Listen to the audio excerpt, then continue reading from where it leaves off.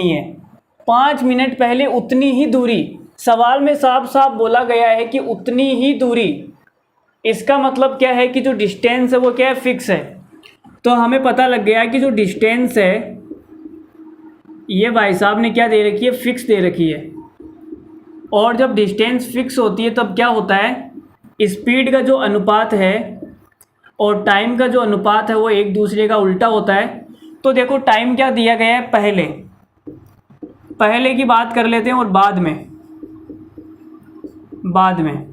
तो ये भाई साहब बोल रहे हैं कि जो टाइम है वो पहले कितना लेता है, 45 मिनट लेती है।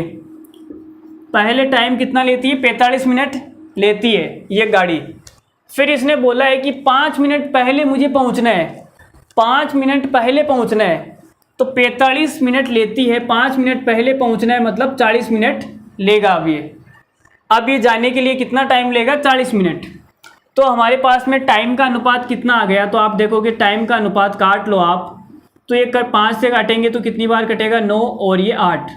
टाइम का जो अनुपात है वो है 9/8।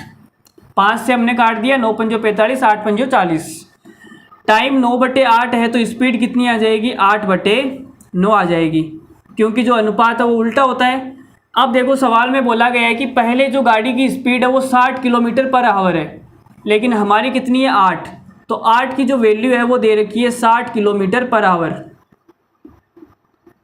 ठीक है, मैं यहाँ नीचे लिख देता हूँ, 8 की वैल्यू कितनी है, 8 की वैल्यू है 60 किलोमीटर पर आवर।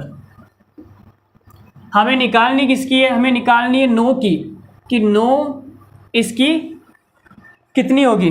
तो निकाल देते हैं। देखो 1 की कितनी आएगी, हम 60 में भाग देंगे तो ये भाग कितनी बार जाएगा, 8 पंजो 40, 8 से 48, 8 सत्ता 56, 7। फिर 4/8 का मतलब होता है 1/2, 7.5 किलोमीटर पर आवर। तो जो 1 की वैल्यू है वो कितनी आ गई, 7.5। अब 9 की निकालनी है तो हम इन दोनों को जोड़ देते हैं, 8 रेग 9, तो 9 की वैल्यू कितनी आ जाएगी, इन दोनों को जोड़ेंगे तो 67.5। तो ये आ गई हमारे पास में स्पीड। 9 की वैल्यू कितनी आ गई, 67.5 किलोमीटर पर आवर। तो कौन सा ऑप्शन सही है, option number D is the correct answer. तो डी हमारे सवाल का क्या हो जाएगा, राइट आंसर हो जाएगा। तो कितने खूबसूरत तरीके से हमने इस सवाल को किया है, आप देखिए। 8 की वैल्यू निकाल दी हमने और 1 की वैल्यू 7.5 आ गई, इन दोनों को हमने जोड़ दिया, 9 की आ गई।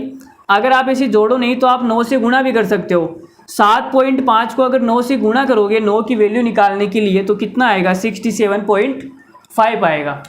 ठीक है, तो ऐसा ही खूबसूरत सवाल एक और मैं आपके सामने फेंक देता हूँ।